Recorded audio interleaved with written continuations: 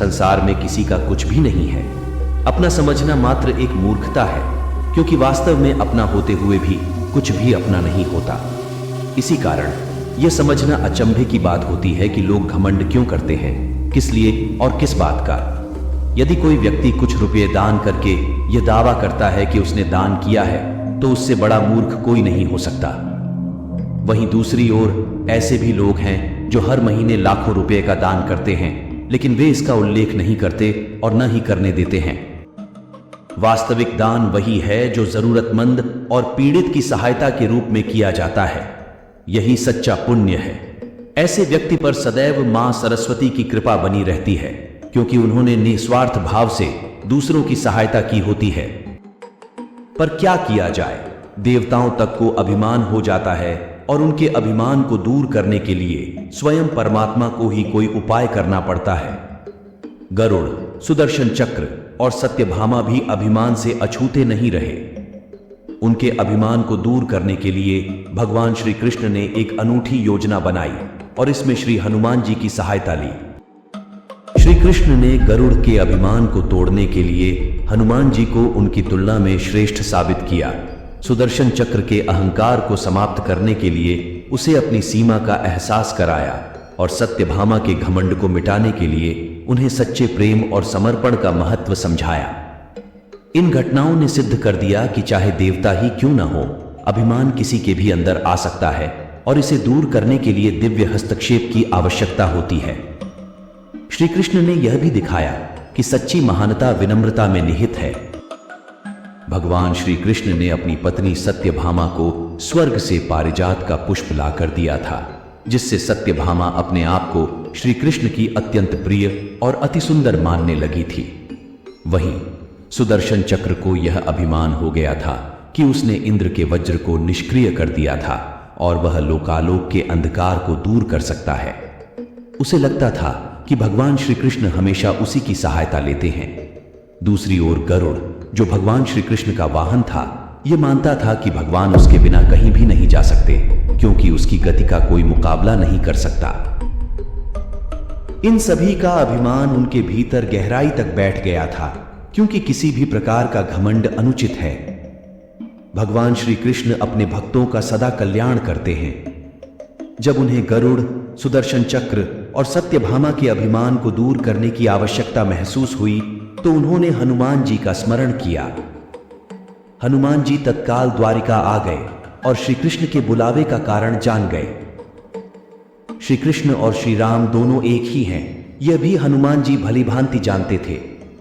इसलिए सीधे राज दरबार न जाकर उन्होंने पहले उद्यान में जाने का निश्चय किया और उन्होंने वृक्षों पर लगे फलों को तोड़ना शुरू किया। कुछ फलों को खाया और कुछ को फेंक दिया। यहां तक कि उन्होंने कई वृक्षों को उखाड़ फेंका और कुछ को तोड़ डाला, जिससे पूरा बाग उजाड़ बन गया। जबकि फल तोड़ना और फेंक देना हनुमान जी का वास्तविक ध्येय नहीं था, वे तो श्री कृष्ण के संकेत पर यह सब कर रहे थे। जब यह बात श्री कृष्ण तक पहुंची कि किसी वानर ने उद्यान को उजाड़ दिया है और कुछ न कुछ किया जाना चाहिए, तो श्री कृष्ण ने गरुड़ को बुलाया। उन्होंने गरुड़ से कहा, जाओ, सेना ले जाओ और उस वानर को पकड़कर लाओ। इस प्रकार श्री कृष्ण ने हनुमान जी की सहायता से गरुड़ के अभिमान को चुनौती दी और उसे विनम्रता का पाठ पढ़ाने की योजना बनाई। गरुड़ ने कहा, प्रभु, एक साधारण वानर को पकड़ने के लिए सेना की क्या आवश्यकता है? मैं अकेला ही उसे मजा चखा दूंगा। श्री कृष्ण मन ही मन हंसे और बोले, जैसा तुम चाहो पक्षीराज, किंतु उसे रोको। गरुड़ तत्परता से उद्यान की ओर चल पड़े। वहां पहुंचकर उन्होंने देखा कि हनुमान जी वृक्षों पर लगे फलों को तोड़ रहे हैं और बाग को उजाड़ रहे हैं।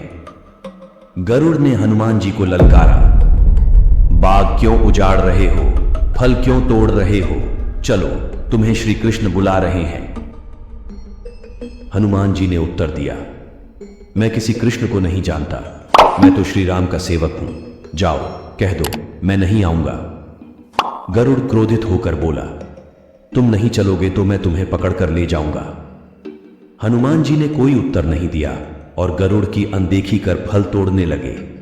गरुड़ को समझाया, वानर का काम फल तोड़ना और फेंकना है, मैं अपने स्वभाव के अनुसार ही कार्य कर रहा हूं। मेरे काम में बाधा न बनो। क्यों झगड़ा मोल लेते हो? जाओ, मुझे आराम से फल खाने दो। गरुड़ नहीं माना तो हनुमान जी ने अपनी पूंछ बढ़ाई और गरुड़ को दबोच लिया। उनका घमंड दूर करने के लिए कभी पूंछ को मुक्त कर देते, जिससे गरुड़ कुछ सांस ले पाता, और जब कसते तो गरुड़ के मानो प्राण ही निकल जाते। हनुमान जी ने सोचा, भगवान का वाहन है, प्रहार भी नहीं कर सकता, किंतु इसे सबक तो सिखाना ही होगा। उन्होंने पूंछ को एक झटका दिया और गरुड़ को दूर समुद्र में फेंक दिया। बड़ी मुश्किल से गरुड़ दरबार में पहुंचा और भगवान को बताया, हे प्रभु, वह कोई साधारण वानर नहीं है, मैं उसे पकड़ने में असमर्थ हूं। भगवान मन ही मन हंस दिए और सोचा कि गरुड़ का घमंड तो दूर हो गया है, लेकिन अभी इसके वेग के घमंड को दूर करना बाकी है। श्री कृष्ण ने कहा, गरुड़, हनुमान श्री राम जी के भक्त हैं, इसीलिए नहीं आए। यदि तुम कहते कि श्री राम ने बुलाया है तो तुरंत भागे चले आते। हनुमान अब हिमालय पर्वत पर चले गए हैं। तुम तेजी से जाओ और उनसे कहना, श्री राम ने उन्हें बुलाया है। तुम तेज उड़ सकते हो, तुम्हारी गति बहुत है, उन्हें साथ ही ले आना। गरुड़ अति वेग से उड़े और हिमालय पर्वत पर पहुंचे। हनुमान जी से क्षमा मांगी और कहा, श्री राम ने आपका स्मरण किया है, आप तुरंत मेरे साथ आइए। मैं आपको अपनी पीठ पर बिठाकर कुछ क्षणों के भीतर में द्वारका ले जाऊंगा। आप स्वयं चलोगे तो देर हो जाएगी। मेरी गति बहुत तेज है, आप इतनी गति से नहीं आ सकते। हनुमान जी मुस्कुराए और भगवान की लीला समझ गए। उन्होंने कहा, तुम जाओ, मैं तुम्हारे पीछे ही आ रहा हूं। उधर द्वारिका में श्री कृष्ण ने स्वयं राम रूप धारण कर और सत्यभामा को सीता बनाकर सिंहासन पर बैठा दिया और सुदर्शन चक्र को आदेश दिया कि तुम द्वार पर ही रहना, कोई बिना आज्ञा के अंदर न आने पाए। श्री कृष्ण समझते थे कि श्री राम का संदेश सुनकर हनुमान जी एक क्षण भी रुक नहीं सकते और शीघ्र आते ही होंगे। गरुड़ को हनुमान जी ने विदा कर दिया और स्वयं उससे भी तीव्र गति से उड़कर गरुड़ से पहले ही द्वारिका पहुंच गए। दरबार के द्वार पर सुदर्शन ने उन्हें रोककर कहा, आप प्रभु की आज्ञा के बिना अंदर नहीं जा सकते। जब श्री राम बुला रहे हो तो हनुमान जी विलंब नहीं कर सकते थे। उन्होंने सुदर्शन को पकड़ा और मुंह में दबा लिया और ऐसे ही अंदर गए। सिंहासन पर श्री राम और सीता जी बैठे थे।